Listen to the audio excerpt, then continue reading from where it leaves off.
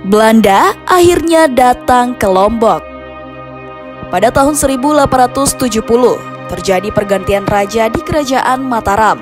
Raja utama yang meninggal digantikan oleh adiknya yang bernama Anak Agung Gede Ngurah Karangasem atau Raja Mataram IV. Momen ini dijadikan Belanda untuk mulai mendekati raja yang baru. Tujuannya tentu saja agar raja yang baru lebih bisa tunduk terhadap Belanda. Untuk mewujudkan hal tersebut, pada 2 Juni 1872, Belanda datang ke Lombok dengan membawa kontrak baru.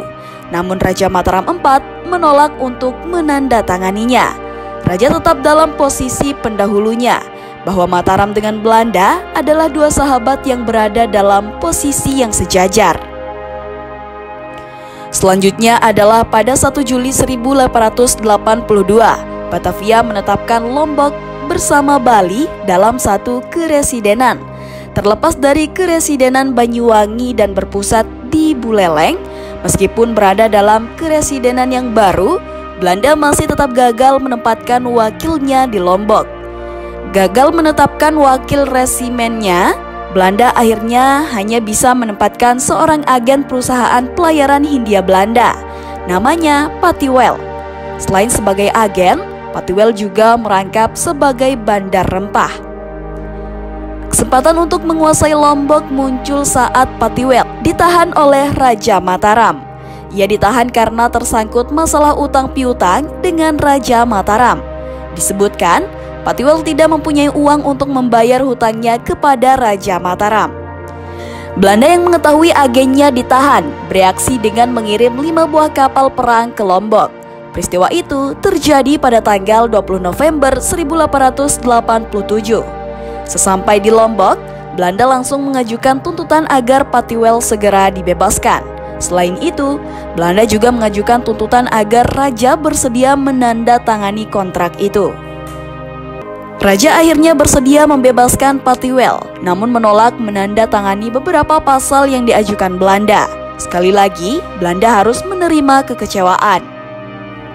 Kesempatan menguasai Lombok kemudian datang lagi pada bulan Agustus 1891 saat terjadi perlawanan rakyat Sasak terhadap kerajaan Mataram. Lebih-lebih saat beberapa pemuka Sasak dengan terbuka mengirim surat ke Belanda yang isinya adalah meminta kehadiran Belanda di Lombok dan berharap Belanda membantu perjuangan rakyat Sasak dalam melawan kekuasaan kerajaan Mataram. Dalam rentang waktu 1891 sampai dengan 1894, setidaknya ada 6 pucuk surat yang dikirim para pemuka Sasak ke Belanda. Belanda akhirnya benar-benar datang ke Lombok pada tahun 1894. Tujuan awalnya ialah menjadi juru damai atas konflik yang melanda rakyat Sasak dengan Raja Mataram. Awalnya, semua berjalan mulus, baik pihak Sasak maupun pihak Mataram menyepakati beberapa poin untuk menyelesaikan konflik. Salah satunya adalah memberikan keleluasaan pada para pemuka Sasak untuk memerintah daerahnya sendiri-sendiri. Namun, pada saat akan terjadi penandatanganan perjanjian, tiba-tiba terjadi sebuah peristiwa yang tidak pernah disangka-sangka Belanda. Peristiwa itu adalah penyerangan mendadak oleh pasukan kerajaan Mataram pada pasukan Belanda yang sedang berkemah di depan Puri Ukir Kawi. Penyerangan itu terjadi pada malam tanggal 25 Agustus 1894. Akibat dari serangan mendadak itu, Belanda kehilangan banyak sekali pasukannya. Tercatat 37 perwira, 524 prajurit, dan 414 narapidana hilang dan tewas pada serangan bulan Agustus itu.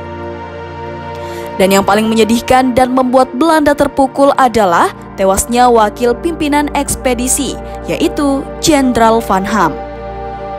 Peristiwa serangan bulan Agustus itu telah membuat Belanda murka semurka-murkanya. Kelak peristiwa itu dikenal dengan pengkhianatan Lombok. Akibat dari serangan itu, Belanda kemudian melakukan pembalasan. Bagaimana kisah pembalasan itu?